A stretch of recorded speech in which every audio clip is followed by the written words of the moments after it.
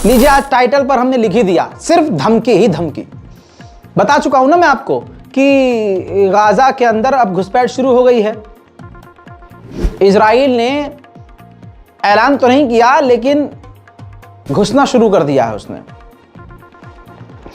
इसी वजह से उसने इंटरनेट सेवाओं को बाधित किया, कम्युनिकेशन सेंटर पर हमला किया, मोबाइल टावर सर्विसेज पर हमला किया। आप समझ रहे हैं, ताकि कत्लेआम ज़्यादा कर सके।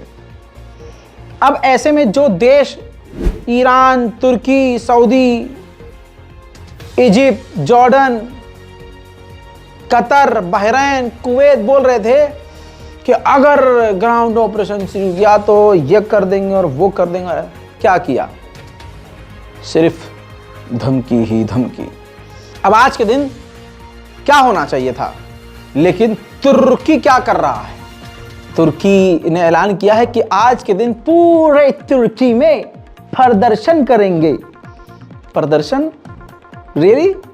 प्रदर्शन से ये मामला रुक जाएगा? ठीक है, प्रदर्शन का एक वक्त होता है। आप जो धमकी दे रहे थे कि इजराइल अगर घुसेगा तो हम ये कर देंगे, वो भाई सांप घुस गया कहीं?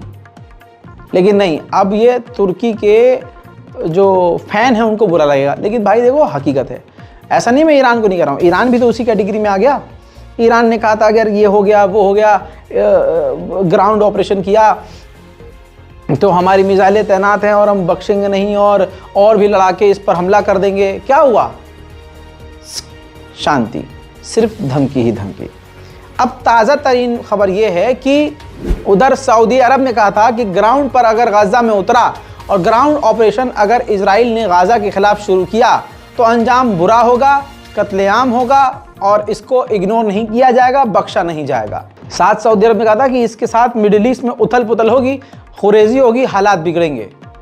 तो सऊदी अरब को भी बाबा जी का ठुल्लू इजराइल ने दिखा दिया। सिर्फ धमकी ही धमकी। अरब से आप क्या ही उम्मीद करोगे?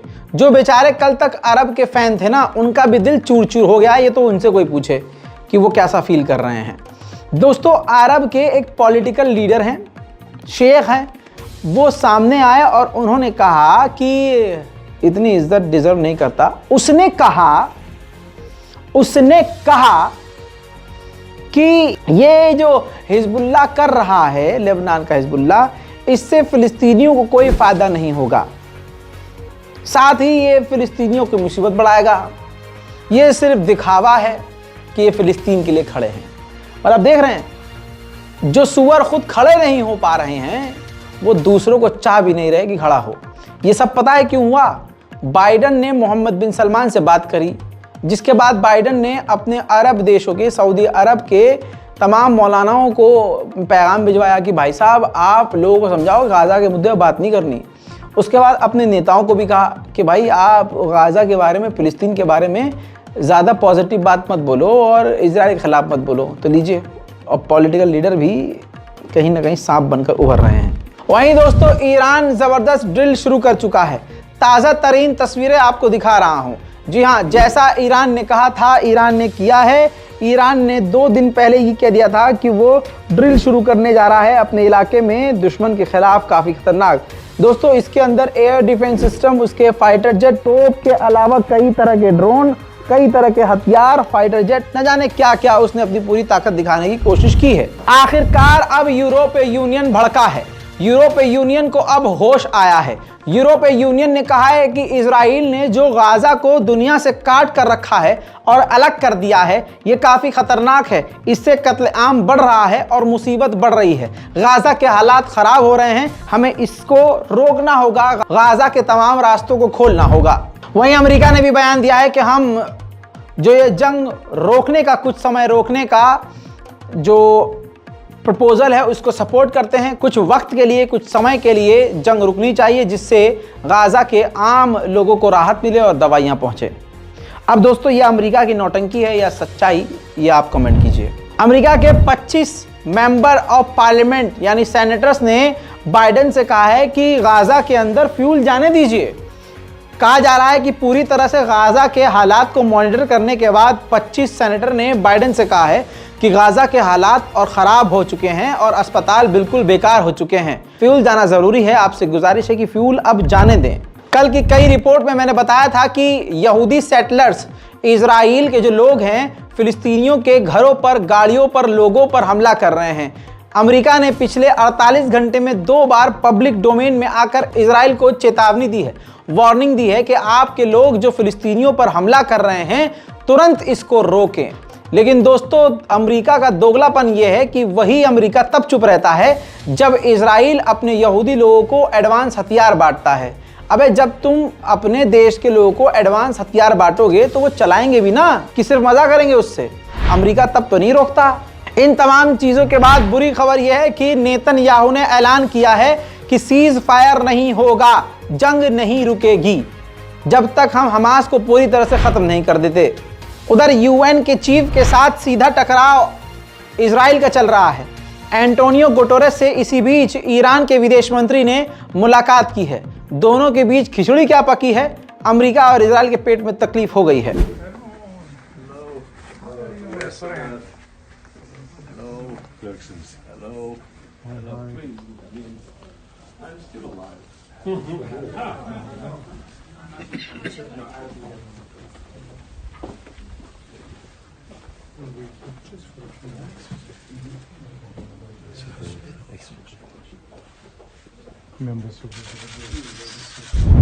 रिपोर्ट यह है कि अमेरिका सीज फायर करने के लिए कह रहा है क्योंकि हमास ने ऑप्शन दिया है। हमास ने कहा कि अगर 5 दिन के अंदर सीज फायर इजराइल ने कर लिया, यानी जंग अगर रोक ली, तो हम जो यहूदी कैदी हैं विदेशी उनको जाने देंगे, लेकिन सिर्फ विदेशी कैदियों को, जो इजराइल की मिलिट्री के लोग हमारे पास कैद में हैं, उनको हम नहीं छोड़ेंगे। दोस्तों, आप जानते हैं कि इजराइल ने खतरनाक हमला करके पूरी तरह से गाजा के अंदर इंटरनेट को, फोन को बैन कर दिया है। अब कोई खबर नहीं आ रही है, ना ही वहां जा रही है। हमें भी पर्सनली रजाग्राफी टीम को खबर निकालने में काफ़ी तकलीफ हो रही है। अपने जो वहाँ रिपोर्टर्स मौजूद हैं, जो वहाँ से हमें लोकल लोग हैं, जो खबर हमें भेजते रहते थे और उनसे हमारे ताल्लुक 2 साल से थे, जो गाजा की सरजमीन से हमें अपडेट देते रहते थे, उनसे भी अब हमारा कनेक्शन लगभग टूट गया है। दोस्तों, बताना चाहूँगा कि ब्रिटेन में ये देखिए ट्रेंड कर रहा है स्टारलिंक फॉर गाजा। स्टारलिंक किसकी है आप जानते हैं। स्टारलिंक सैटेलाइट जो है वो एलन मस्क की है। यूक्रेन में जब रूस ने पूरी तरह से सैटेलाइट को जैम कर दिया और इंटरनेट को बंद किया था, तो यही एलन मस्क की स्टारलिंक सैटेलाइट ने अब तक यूक्रेनियों को फ्री इंटरनेट दिया हुआ है। वही डिमांड अब ब्रिटेन के लोग, आम जनता गाजा के लिए कर रही है। दोस्तों, यूएन ने साफ तौर से कह दिया है कि गाजा जो आंकड़े दे रहा है कि हमारे 7,000 लोग मारे गए, 3,000 बच्चे मारे गए, 2,000 अभी भी गायब हैं, 500 अभी बिल्कुल पहचान में नहीं आ रहे उनकी लाशें, ये सरासर सही हैं, झूठ नहीं है। कोई भी मिस इन्फॉर्मेशन गाजा नहीं दे रहा है, ये सिर्फ प्रोपेगेंडा इजराइल फैला रहा है। दोस्तों, WHO और कुछ मीडिया चैनलों ने यूएन को बताया है और WHO को भी बताया है, ये अंतर्राष्ट्रीय लेवल पर जानकारी शेयर करी है कि देर रात को जब इजराइल ने पूरी तरह से इंटरनेट और फोन कम्युनिकेशन सेंटर को उड़ा दिया, तब से कई सारे टीवी के पत्रकारों के साथ कनेक्शन नहीं हो पा रहा है, लॉस्ट हो गया है कनेक्शन। और WHO ने बोला है कि हम भी अपने कार्यकर्ताओं से बात नहीं कर पा रहे हैं। कितना खतरनाक माहौल है और इस वक्त इजराइल ने क्या ही कोहराम मचाया होगा, आप सोच नहीं सकते। मेरे दोस्तों, इतना कत्लेआम करने के बाद इजराइल का नेतन्याहू का एडवाइजर बोला है, अब इतना कुछ करने के बाद, कि अब हमने असल में बदला लेना शुरू किया है। हमास ने जो क्राइम किया है उसका हम बदला लेकर रहेंगे। दोस्तों, आइए मेरे साथ सुनते हैं, मैं दिखाता हूं आपको रात भर किस तरह से गाजा में मशीन गन चली है और उसकी आवाज आई है। मेरे साथ देखिए।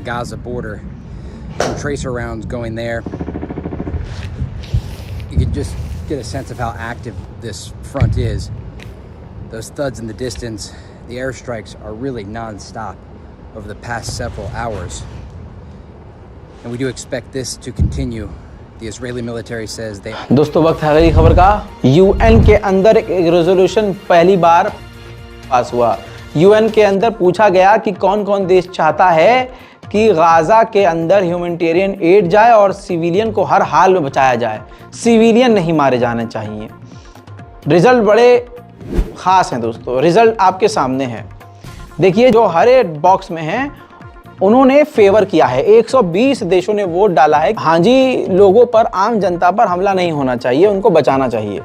14 लोग खिलाफ रहे हैं, जैसे ऑस्ट्रिया नहीं चाहता कि गाज़ा के लोगों को बचाया जाए। इसके साथ ही कई ऐसे देश हैं जिसमें देखिए इजराइल है, और आपको बता दूँ हंगरी है, यूनाइटेड स्टेट है यानी अमेरिका है, टोंगा है, छोटे मोटे आइलैंड हैं। लेकिन जो एब्सेंट हैं वो येलो वाले एब्सेंट हैं जो पीले रंग में हैं। भारत एब्सेंट है और इराक भी एब्सेंट है। इराक का समझ में नहीं आता, भारत का समझ में आता चलो भैया यहाँ मोदी सरकार है। लेकिन आप बता दूं कि यूक्रेन भी बड़ी चालाकी से गायब हुआ है, यूक्रेन बिल्कुल गायब रहा है। सर्बिया ने वोट नहीं डाला है, लातविया ने वोट नहीं डाला है, फिनलैंड, ये सब कनाडा वनाडा जो बड़े बड़े देश हैं वो गायब रहे, उन्होंने एब्सेंट दिखाया अपने आप को। इराक ने बोला है क्योंकि हम इजराइल को मान्यता ही नहीं देते हैं, इस वजह से हमने वोट ही नहीं डाला है। दोस्तों फिलहाल की इस रिपोर्ट में इतना ही, जल्द आएंगे और भी बड़ी जानकारी के साथ। चैनल को रिफ्रेश करते रहिए, चैनल को सब्सक्राइब भी कीजिए, दूसरों तक हमारी इस वीडियो को फेसबुक के जरिए, व्हाट्सएप के जरिए, टेलीग्राम के जरिए जल्द से जल्द शेयर करते रहिए। जय हिंद।